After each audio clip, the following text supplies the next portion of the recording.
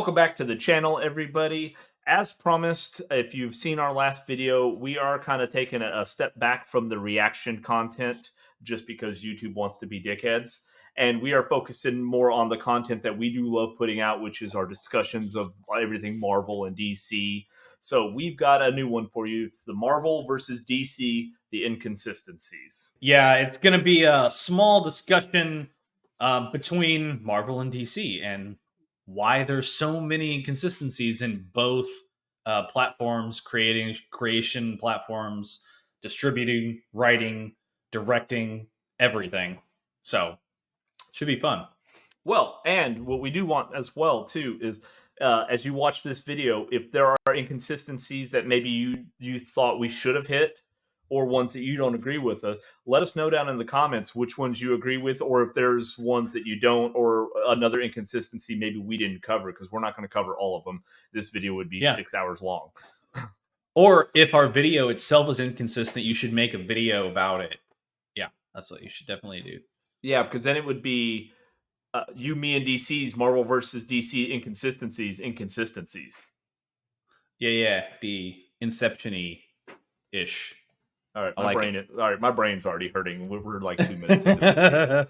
So, when we're talking about the inconsistencies of both the universes, right? We're going to go through Marvel, then we're going to go through DC. We're talking about things of primarily we're going to stick to the movies, right? The MCU and the DCEU as it's coming to its close here.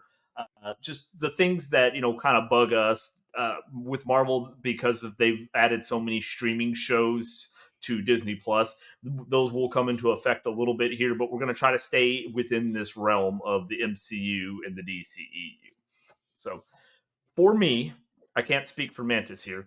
My number one inconsistency I have with the Marvel universe is how they do the Infinity Stones. It drives me absolutely insane. Do tell, Cal. What do you mean? Thanks for asking, Mantis. Allow me to explain. So, now, if everybody remembers, and I'm not going to say spoiler alert, because if you haven't seen the original Guardians of the Galaxy, you probably shouldn't even be on this channel, right? But if everybody remembers the original Guardians of the Galaxy movie, we had a wonderful clip that I'm going to play for you here. These stones, it seems, can only be brandished by beings of extraordinary strength. Observe. These carriers can use this stone to mow down. Right, wipes them out. So here, you see Esson the Searcher, a Celestial. You didn't get to see him in the Eternals, but that's Esson the Searcher with the Power Stone, literally just mowing down an entire planet, right? And Celestials are some of the most powerful beings in the Marvel universe. But then, and now he said, because I couldn't hear in the clip you played, but he said that they can't be brandished by beings or can only be brandished or held or controlled by beings with extraordinary strength. Yes. What's her face sacrifices herself, right? After Black Widow sacrifices herself. Yeah. And he's just holding it in his hand. He's like, no, this is fine. So, again, here's where we get into inconsistencies, right? Yeah. I mean, I swear to God, this is where it's going to piss me off when these copers come in and they're like, well, what he actually meant was they were extraordinary strength of will. And that's what he meant by extraordinary strength. Well, I'm going to go ahead and shut all that down already. First off, I know people are going to say, well, it's the Soul Stone, it's different. Technically, throughout Marvel Comics, the Soul Stone's been the most powerful of all of them, right? And also, if you know anything about the Infinity Stones through the comics, is that to master those stones, you actually had to master a different aspect. Like, you didn't have to be the Master of Soul to use the Soul Stone. It was actually, I think it was power or one of the other ones, but it was a different aspect that they mastered to be able to control a different stone. So it was a little weird, but it's not that. It's none of those cases. Every single other stone has required you be a very, very powerful being. Right, so the Collector, he wasn't lying when he said that. Like, that's actually the rules. He's not. It's not like a case where Marvel's just saying, "Well, he was just lying and saying some bullshit." But the actual rules are here in the comics or in the lore, if you want to call it that. So it's fine. It doesn't matter because he just doesn't know what he's talking about. I mean, they're some of the most powerful force in the universe. Is the Infinity Stones. Together, they become. I mean, basically one of the most powerful. When you think of tiers in Marvel of most powerful forces, you have the one Right. above all. You have like the Living Tribunal, and then you have like Phoenix Force, and then you have like the Infinity Stones. You're on that level of power of those guys, right? Right. So yeah, a random even if archer. even if he was saying, like, I'm just playing devil's advocate, where Marvel's gonna, like I said, Marvel's gonna say, well, he just was saying things, and then it's like, well, you're making the goddamn films. Why did you make him say that? Like, it makes no sense. Like, why would you write it in there if it's not correct? Well, here's the thing. So at the end of that movie, well, actually, I'll take it back. Right after that scene you just saw in Guardians of the Galaxy, the one girl, she's been a slave to the Collector. She grabs the stone and it explodes and kills her. Remember? Like, it blows her way up. Yeah. It again shows they can. In Guardians of the Galaxy, he's half celestial and he was struggling to hold. It took all of them coming together at the end to withstand the power of that Infinity Stone. And I know there are going to be people say, well, that's the Power Stone. No, same thing happened when Red Skull touched the Tesseract. They fucking disintegrated him and sent him halfway across the universe, where he's on the planet with the Soul Stone now. Like, it's not something normal humans just go and handle.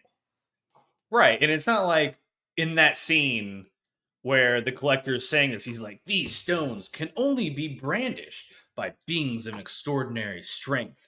And then in the subtitles, he's like, also can't be touched by or expected. Like, there's fucking like a fucking minute long thing at the end, like they have it, maybe cause irreversible damage to kidneys and like that's not the case. It happened there, like, and maybe it's a case too where, again, these are two different movies. Technically, again, they all are a part of the same universe, timeline, cohesive cinematic experience. But you do, and we'll run into this with DC, different directors, different things. However, I don't think that was the case here. I think it was literally someone made a boo-boo. Uh-oh, Spadudios. Someone made an oopsie in the writing, and also someone made an oopsie in the editing and quality control, and whoever the fuck the lore person is on this made a big bad boo-boo. I'm hoping that was the case, because kind of I really feel like what was the case is they didn't give a shit. As it seems with like most of the Marvel like later series stuff, is like they just didn't give a shit. They're like, whatever. We're making so much damn money. We could put Bugs Bunny in here. Like, it doesn't even fucking matter, right? What's up, Doc? Exactly. Right. And because continuing on with that, for me, the biggest inconsistency in Marvel when we talk about the Infinity Stones is what you see in the Loki series. Okay, now obviously directly related to the MCU, or is the MCU because it's got Loki in there, Tom Hiddleston, is that these Time Master people now are just throwing around Infinity Stones. Some of the guys use them as paperweights. Like they're nothing. And now, again, there are going to be these fuckers that love the Loki show that are going to say, well, that's because it's outside of time and space. It doesn't fucking matter. The Infinity Stones transcend all of that, right? It doesn't matter. They are still supremely powerful in the Marvel universe, that you're not just going to have a drawer full of them. As well, and Thor and Doctor Strange, Thor Love and Thunder, Doctor Strange Multiverse of Madness, show this. You see the Living Tribunal in statue form in both of those movies, right?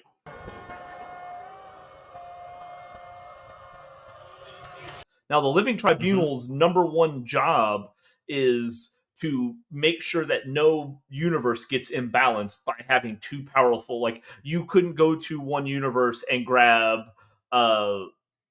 set of Infinity Stones and take them to another one, 'em. or you Right. can't go and get 2 Silver Surfers, or you can't get some of the most powerful characters out there and put them in the same universe together. The Living Tribunal will literally step in, and he has many times through the comics, and he will nix that and he will get rid of them. Whether it's to banish them or it'll be to close off, and he's actually gotten rid of entire universes before, right? So the Living Tribunal, you've shown him that he exists in this realm, would not allow them to collect that many Infinity Stones. Plus, you did an entire Infinity Saga. Thanos spent multiple movies going and collecting these stones, and then you just made them worthless. This is comic book movies. It's just like, I want to say it's like in a nutshell microcosm, right? Like, this is what happens when you have in infinite or like Flashpoint, because we did Flashpoint basically, movie, and this is the case. We run into this with Green Arrow as well, where you bring in the Lazarus Pit, and like all of a sudden, all these meaningful things that have happened to these characters over the course of, in that case in seasons, but in this case we're talking about here in movies, these powerful objects, these powerful characters, they become useless. They don't matter anymore, right? Like the whole point of this, like literally, like you see Thanos. I mean, what movie was it at the end? Was it the Avengers, the first movie, right? Where you see Thanos at the very end of that, right? Like it's the end credit scene, and they kind of give you glimpses, like who's this dude, like who's this guy, and then you get glimpses. Yeah, you realize, oh, the Tesseract is like you get these little glimpses throughout all these movies, and it's actually done quite well, right? But then they take that awesomeness and then they just fucking piss it down a toilet for a cheap ass like Disney Plus series. Like it's just the stupidest thing to me. Like it's dumb. It's dumb. It's like making, you have Star Wars. I'm going to go a little outside. It's technically Marvel. Oh, Disney owns Marvel. It's kind of the same thing here, but I'm going to go into another thing here. But it's like you have the Jedi, right? And they're awesome, and they've got all these powers. And I was like, oh, that's cool. And then all of a sudden it's like, well, actually, there's a whole other race of super Jedi that can kill everything in one blink. And it's like, what are we doing here? What's going on? Like, what's happening? And if they brought in, my thing is though with Marvel, with the Infinity Stones, if you brought in, like, let's say you've tried twice, well, kind of, you can't introduce the Phoenix Force. You guys fucking suck at it, right? But if you brought in a more powerful force than, and again, you've seen statues of the Living Tribunal, but a more powerful force than the Infinity Stones, and that negated them, I might be able to give that a pass, because you got to take it up a notch, right? But to just have like 50 of them sitting in a drawer, they are still immensely powerful. So kind of a little backstory on the Infinity Stones. So in the original universe, it was the first firmament that was a sentient universe created by the one above all. When the war between the Celestials and the Aspirants fucking went on, you have the God Killer armor. It shatters the first firmament into an infinite number of universes. That's where the multiverse came from. There still existed the first universe. And in that first universe, there's what's called the Quarry of Creation. And the Celestials, that's where all the Infinity Stones come from. And the Celestials give universes their Infinity Stones. They're the ones that were in charge and responsible for giving out the Infinity Stones to their individual universes. That was one of their things they did and all that. So to have all of them sitting in a drawer just kept by regular people who got hired on to be a time master thing, that was just completely fucking stupid. Now, don't get me wrong, guys. I'm not hating on the Loki show. I liked the overall Loki show. It was good. But that right there was completely fucking stupid. Completely ruined all of the Marvel movies for me, as far as like the build up to Infinity War. Well, and you mentioned this before, and I know you're going to touch on this, but taking it over to one of, I mean, it's not a whole, I don't know. Maybe we can go back and forth on how bad Thor: Dark World is, but it's not a great movie. But you were discussing, you were talking about this earlier about the Reality Stone that Jane got infected with, right? And what happens? Like they couldn't get it out of her, right? Like, oh, she's just got to die, right? Yeah, Odin couldn't even remove this from her. Rocket comes with a syringe and like just extracts it from her. So one of the most technologically advanced civilizations that we've seen thus far in the MCU cannot remove the Reality Stone from her. And then Rocky we'll just inject it. And it was like 5 fucking years later. You tell me like he just came across this planet that developed technology to remove an Infinity Stone. Like yeah, it's so weird. But like, why is this all kind of tied to like Guardians of the Galaxy? I don't know, man. Like what? Like what? Because I don't hate like. In fact, if like I like Guardians of the Galaxy, I think it's a good mix of humor and like superhero stuff, right? Like it's like a parody without being a parody, I guess. Like the characters lend themselves to be kind of quirky and funny, right? And they did a good casting job. James Gunn did a great casting job with those movies. But why do they seem to be the center of this like inconsistency wise, especially not overall, but specifically with the Infinity Stones? Well, we talked about for the Infinity Stones. So my next one is going to involve the Guardians of the Galaxy as well, and that's the next biggest inconsistency. And I know a lot of people feel the same way. Is Thor's powers, right? It seems like he goes from one movie being an ultimate badass to the next movie. You're like, well, what the fuck? Because in Thor Ragnarok, the entire thing was Hela destroyed the hammer, which she was the original owner, like she was the original possessor of Mjolnir. But Hela destroys the hammer, and then Odin comes to him and is like, "Oh, are you Thor, god of hammers? Are you Thor, the god of hammers?" He didn't need the hammer to fly. He didn't need the hammer to summon lightning. Okay, and then fast forward to the and at the end of that movie is when Thanos is coming in to attack them.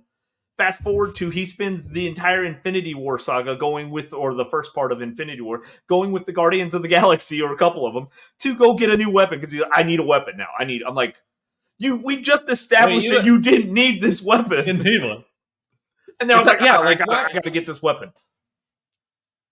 I don't know. I mean, I agree with you there. The Thor series itself pisses me off again, and I'm not. I think they kind of wanted to try to make it like Guardians, like they wanted it to be funny, and it was. I mean, it kind of was, right? But then there's like I want Thor to be just like badass, right? Like flying around swinging, they just knock somebody's head off or shoot lightning through them like Raiden, they just fry up like a fatality, right? Like that's what I want to see. And the character, and I don't, again, maybe this is where the consistency lies between the comic books and the movies type thing, and that's a whole other, I think maybe I'm getting too in the weeds here of it being inconsistent from comic book to movie adaptation and not in between the movies. But is Thor this demigod that's amazing and awesome in the comic books? Because I've not read Thor comic books. Have you read them at all, or know if he's portrayed the same way? To me, it seems like Ragnarok took a kind of a weird shift, and then Love and Thunder took a real weird shift. So in the comics, there's different variations of Thor, and when I say that, what I mean is, so when you think about Thor: Love and Thunder, when he's going up against Christian Bale's character in there, who's basically he's going around killing all the gods. I'm trying to think of what his name was. Like I don't know why it's escaping me. At the moment. Yeah, I mean, I know exactly what you're talking about. I actually like Christian Bale's character, but I did too. I like his in there. But he's going around. He's got the God Killer sword and all that. He's going and or the Necro sword, basically God Killer sword, because that's what they're doing with it. In the comics, there's actually multiple Thors. There's the older Thor, who's supposedly the most powerful. There's like 3 different Thors that actually team up to help him fight him to win. So Elder Thor is kind of like he become like the Odin, basically. He is the then there's Rune Thor. There's a lot of different Thors, and they all exist in the same universe in different times. Sometimes they've been together at the same time. Like there's been up to 3 or 4 Thors together. Just time travel, but not different universes. Not different So the universes. same Thor. Well, kind of like just when you different think time about, periods of and then also it's not necessarily always just Thor, because you've also had like where Jane Foster, she was technically Thor, but she wasn't that Thor. So do you think of it kind of as like a Green Lantern situation there? Similar, very similar. However, most Yeah. of the Thors are different variations of Thor. Actually, what would be Chris Hemsworth's Right. character of it. I know we're getting into weeds here, and it's I you know, I kind of want to bring it back on track, but you know, you want to see the character grow, and don't get me wrong, like seeing a character grow is part of the experience of comic books, movies, storytelling in general. You want to see their character progress. Otherwise, what are we doing, right? Then we would just be idiots saying nonsense. But you can't make stipulations at the beginning and then throw those stipulations away in another movie or halfway down, like they did, like you were saying with he's got to have this sword, he's got to use the hammer, but then he doesn't, and then he's like, well, hold on guys, we can't go fight this guy yet, I gotta go find another hammer to use. Like can't you just use like a tree stump or something? I mean, like again, at the end of Thor Ragnarok, we saw him flying around. We saw him using lightning and summoning lightning. He didn't need the hammer, and even Odin says it was meant to channel your power. It was never the source of it. A very, very next movie, gotta go get another hammer. Gotta go. Like we literally just established you're a badass. You don't need the weapon necessarily. Boom. Now it's all about getting Stormbreaker. you got any of them hammers? Now, so this doesn't seem like it's a video where we're just shitting on Marvel. We're going to switch it over to the DC side of inconsistencies. I will say there are fewer inconsistencies in storylines like this with DC. And primarily, I'll say it's probably due to the fact that they haven't had as many movies, right? Each character in DC barely got one full movie before things started going to shit and falling apart. And now we've seen like Shazam 2, Wonder Woman had a second one, Aquaman's getting ready to have their second one. However, it's in the wrong order, right? Like you should have done this. I think we've discussed this before, and this kind of goes to what you're saying about not necessarily the storylines being inconsistent, but like Marvel had a theme that worked. Hold up, it was Gore the God Butcher. I don't know why that slipped from my mind. Gore the God Butcher. So Christian Bale's character. Oh, yeah, okay. Gore. I don't know why I couldn't think of it. I was sitting here racking my brain. I was like, what the fuck is it? It just slipped my mind. But sorry, Marvel had a theme. Go. Yeah, so like Marvel had a theme, a equation, a formula, whatever you want to call it, that works, right? DC just said, nah, fuck all that, YOLO, right? They said, we're going to do whatever the hell we want. In some cases, that's fine. In this case, it was a bad decision. Okay, I like the fact, and we've discussed this before, where you introduce a character, okay? This character has possibly another movie before, and any character that's going to be in a group movie, okay? Whether that's Justice League, the Avengers, Guardians of the Galaxy, these type of things, right? Guardians of the Galaxy a little bit.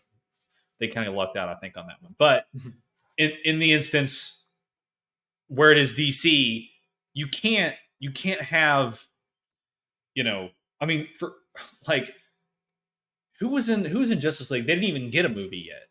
Like Cyborg didn't have a movie.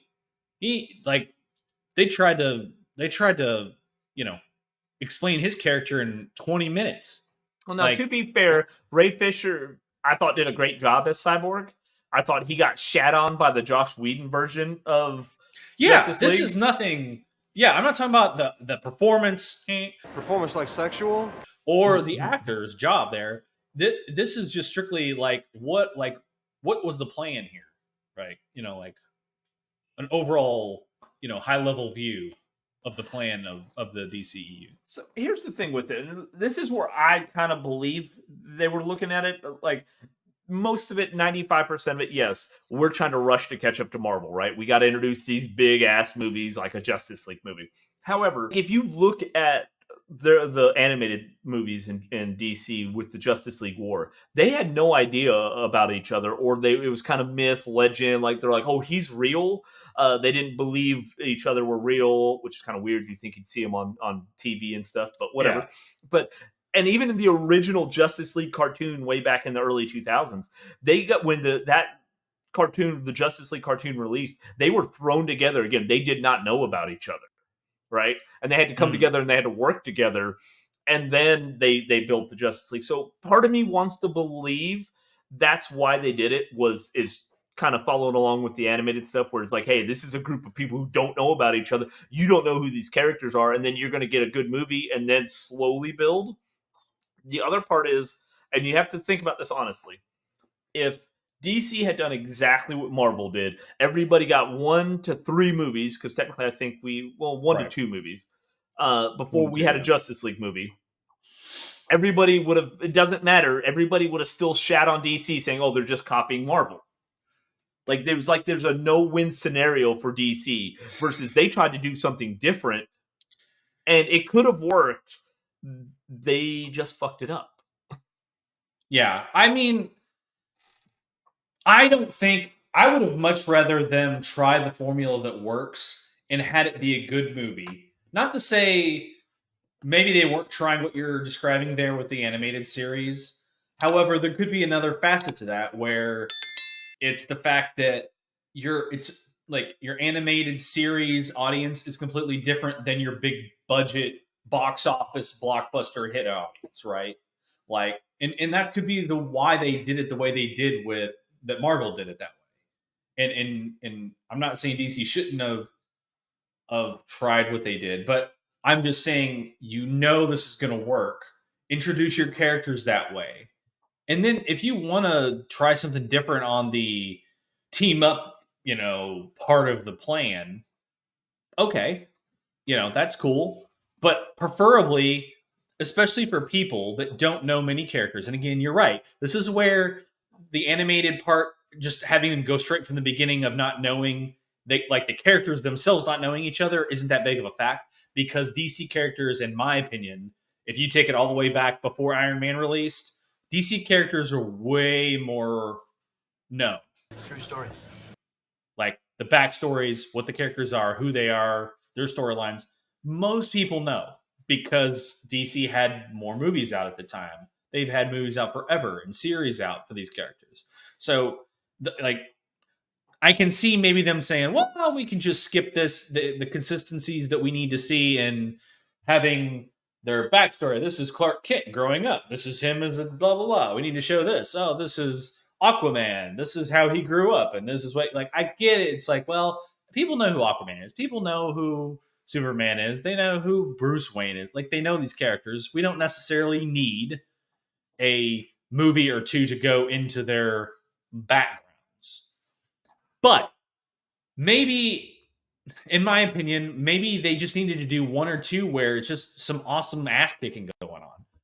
Maybe you don't need to tell the backstory. Maybe you just need some, this is how Batman is it right here and now. This is what he's doing. He's not, holy geez, Batman, give me the anti-shock repellent spray. This. Holy rusted metal, Batman! It's not that type of Batman. It's the, you failed, and just throw a battering through the guy's chest, right? It's a, I don't know. The inconsistencies, and this is just my DC fanboy bias coming out here. I don't think it's not as bad, like you said. It's not nearly as bad as Marvel. My gripe with it is, and this is strictly the films, is the changing up of feelings between the movies, and they have all kind of steered darkish, like Batman Begins-y. Most of their films have felt that way. But you get that, and you get directors brought in at different times with different visions of different characters, and then you have the Joker, which is in its own separate universe type of thing, and not saying Joker's not good. I love Joker, but it's not it's a different thing. And then you have What's the guy's name that played it in that played the Joker in Suicide Squad? I forget his name. Jared Leto. Jared Leto. Yeah, you have him doing his thing, and that's fine. It's just it's hard for the viewer to follow. You know what I mean? Well, It's and hard to follow. that's where like Marvel has inconsistencies in what's going on in the movies, like the Infinity Stones and stuff. DC just has, and this is why we haven't gone into any specific inconsistencies because there haven't been enough movies. Yeah. What DC has inconsistency in is their movies. They're inconsistent, Yeah. right? Because, like what you just Yeah. said, we've got like three different people, three different types of Joker going on at the same time. We got this going on, we got this going on, we got a happy light movie here, we got a super dark movie here. It's just it doesn't fit into Yeah. a universe together. It's all just fucking weird, right? Yeah. So it's Yeah, it just feels like weird. now, to be fair, a lot of it stemmed from Joss Whedon taking over with the Justice League movie because, unfortunately, what happened to Zack Snyder's daughter. I mean, that's a tragic thing that I'm not going to say it here, guys. Go look it up, just because YouTube gets real sensitive about that kind of stuff. But it was very tragic. You got to understand why he did it, and it makes sense. Like I think any parent would do the same thing. But it did fuck his vision for the Snyderverse up, which I think would have been great and could have done good things. But I mean, you can't hold that against them, right? You can't say anything. Like it's just DC DC was shit looking, happens, right? Yeah, DC was or DC was looking at, hey, Joss Whedon did great with the Avengers and stuff. We're gonna get him over here, and he's gonna do the same to us. And it was two different tones, right? Two different types of movie, and that's where I think it failed when you try to add too much comedy into the Justice League movie, and it's like it's a pretty dark movie, right? Yeah, it just didn't work. And again, this is where we say be consistent. If you're gonna be dark and that's your shtick and more realistic, I keep saying dark, but really it's realistic. It's not necessarily dark. I mean, I guess it is, but the world is just dark right now, right? Like. Yeah, we're in a darker place than we were back in the 70s or even the fucking 40s and 50s when Superman first came out. Right. There's not much hope. It feels like the DC universe does mirror reality right here, right? Like, it does feel like there's no hope. On my world, it means hope. Well, here it's an S. And there's not really a sense of a hero or something like that's out there. I mean, even Superman movies feel like they're just shitting on Superman during the movie, right? Like it just feels like, especially Batman versus Superman, like everyone just shitting on the hero. Like no one, like there is no hero, which is unfortunate, because as much as corny as it is, it's like, and I know you're a big fan of Christopher Reeves, right? But man, does he play like the Superman standing in the sun with the light beaming behind him with the American flag waving, right? Like that's his shtick. And it makes you feel good, right? Like that heroic thing. But the DC universe right now doesn't show that. And again, that's fine, but we don't want to get mixed messages. Pick one, stick with it. I want to see one instance, like right now in the DC comic movies, you have Christian Bale, Ben Affleck, and what's his name? Robert Twilight Pattinson. dude. Robert Pattinson. Okay. Each of them I think maybe Robert Pattinson is my least favorite. I'm not saying he's terrible at it or bad at it, but I'm saying there's three different ones, right? Like, what if there were three different Iron Mans? Like, what? Like, imagine that. Imagine they did Iron Man 1 with Robert Downey Jr., and then in Avengers, we couldn't get him because he was off doing drugs again. So we're going to get, I don't know, Nick Cage. Like, just pick someone and put him, and then just like, what is happening? And can you see this shit going off the rails now? Like, this is why. Like, although, if you've watched the Flash movie and you've seen our reaction to it, you do see Nick Cage as Superman. You do. And I like it. But it was glorious, man. He had the long hair going on. It was glorious. You need to see. If there's a reason, I thought the Flash movie was actually pretty decent. if there's a reason to see it, it's to see Nick Cage as Superman, because we never got that, because that was going to be a movie that was in the works. It was. And they canceled it. It was a thing. So, it was a thing. He had on the suit and everything. Like, it was a thing. But it's that type of thing where it's like, how many changes are you going to make? And I know we just did another discussion video on this about these changes, and I remember we mentioned it at the end of the Flash movie where we were talking about it, where you're now switching out all of these characters or these actors for new ones again. And it's just, I mean, I don't know. Like, I don't know. For the viewer, it's very jarring. At what point do people finally give up on superhero movies, right? Because realistically, all we've got coming out right now is bullshit, remakes, continuations of movies from 20 and 30 years ago. Like, oh, now here's the sequel 30 years later we're playing on. Or superhero stuff. That's all we got, right? Nobody's coming up with better ideas. Yeah, and I want to segue maybe a preview of another video we may or may not be doing. The top 5 Marvel DC characters that haven't gotten a movie yet. So be on the lookout for that. Like and subscribe so you get notified when that goes live.